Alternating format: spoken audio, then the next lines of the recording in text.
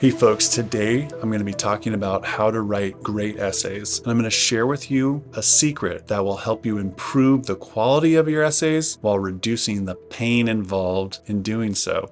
So stick around. This is a game changer.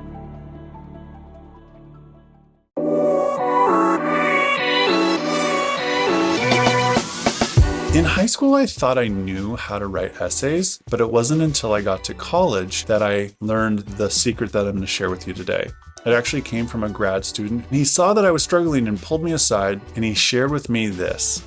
The goal of an essay is to communicate one big idea. Before hearing that, I knew that I had to come up with a thesis, and that was sort of my main idea, but I didn't understand until that moment that the entire point of the essay, the entire essay itself, was meant to communicate one idea. And that clarified things for me. Instead of trying to think of a bunch of good points to make, I realized I needed to think of one point to make. And the rest of the essay was simply there to argue for that point. So let's take a look at how understanding this one concept completely changes the essay writing process.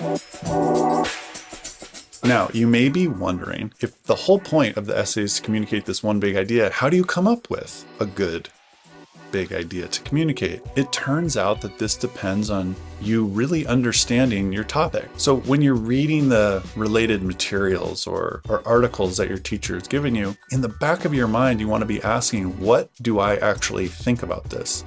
And this is powerful for a couple of reasons. One, it helps you identify your one big idea, but it also transforms the essay writing process from a task into an exploration of your own thinking. It's a very different project, trying to communicate something you actually think, as opposed to simply trying to meet a page requirement for your teacher. Once you come up with your one big idea, you want to retrace your steps and identify what led you to that opinion. What made you think that that was a valid perspective? Most of you are probably familiar with the 5-paragraph essay structure: intro, body, conclusion. And of course, the 5-paragraph structure divides that body into 3 paragraphs. If you think about the essay as being a vehicle for communicating one big idea, and each body paragraph as one argument, it simplifies the entire process.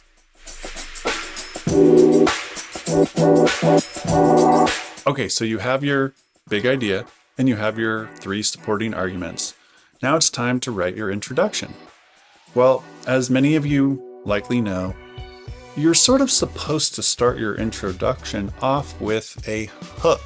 I kind of don't like this idea because so many kids get hung up trying to come up with some really fancy first sentence. And the reality is that even if you come up with a great hook, it's not going to do the trick if your main idea isn't thoughtful. A hook is not going to grab the reader and pull them all the way through an essay that's not thoughtful and is disorganized. On the other hand, if you have a powerful thesis, a powerful idea behind your essay, that's going to keep your reader engaged, and you're not going to need to put too much pressure on coming up with some catchy hook.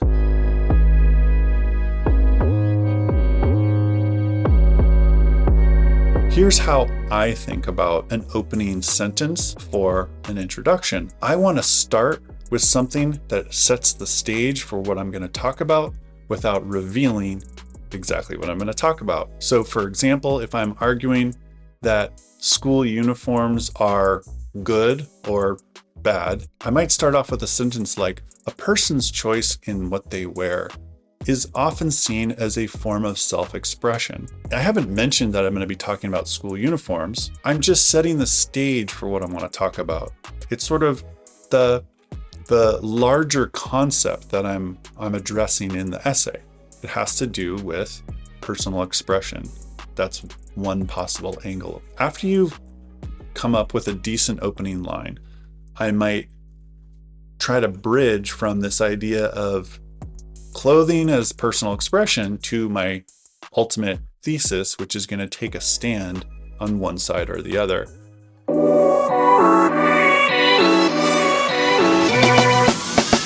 After completing our introduction, it's time to write our body. One helpful way to think about body paragraphs is that they're like their own mini essays. Each one's going to have a topic sentence, which explains what argument you're going to make, and then you make the argument, and then you wrap it up with a mini conclusion before transitioning to your next argument. In the beginning, it can be helpful to just keep it very simple. You could literally just say, my first argument in favor of my big idea is this. Another reason this is true is, and you make your second argument. And finally, a third reason that argues in favor of X is this. Once you've completed a draft of the body of your essay, you want to write a conclusion. Now, the way I think about a conclusion is that it's just a way of ending the essay without just having an abrupt stop to it after your final argument. You don't just want to hang up the phone in the middle of the conversation. You say, hey, it was nice talking with you. Have a good day, whatever. Now, another purpose of the conclusion is to restate your thesis. This can seem repetitive. However, when you first state your thesis, the reader has to take your idea sort of on faith. They hear your one big idea, but they haven't heard your arguments. So when you get to your conclusion, the reader is hopefully in a different place. So when you restate your original argument, it should land differently.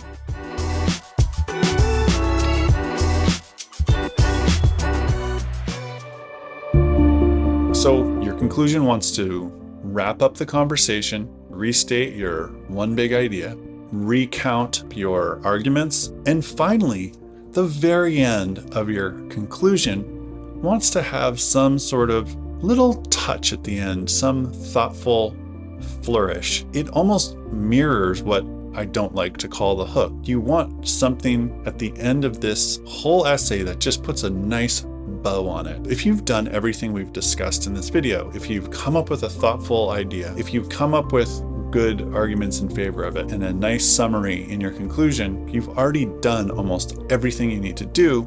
And if at that point you don't have it in you to come up with some creative way to sign off, don't worry about it.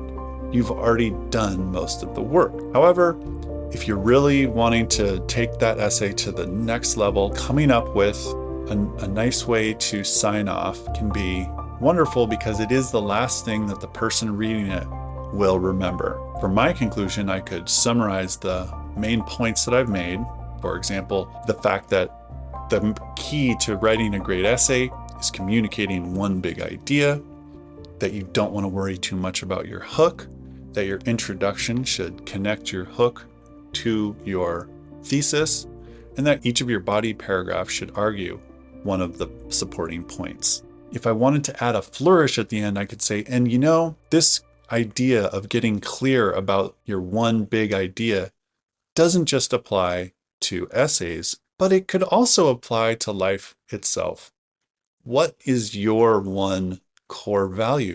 The more clear you get about that, the more you can align your life around it. Just like with an essay, the more clear you are with what your one idea that you want to communicate is, the more you can align your body paragraphs to support that. So I hope this was helpful. If you have any questions, please leave them in the comments. Good luck with your next essay. If you'd like to work with me or anyone on my team, please visit www.lifeworks.life. Thanks for watching.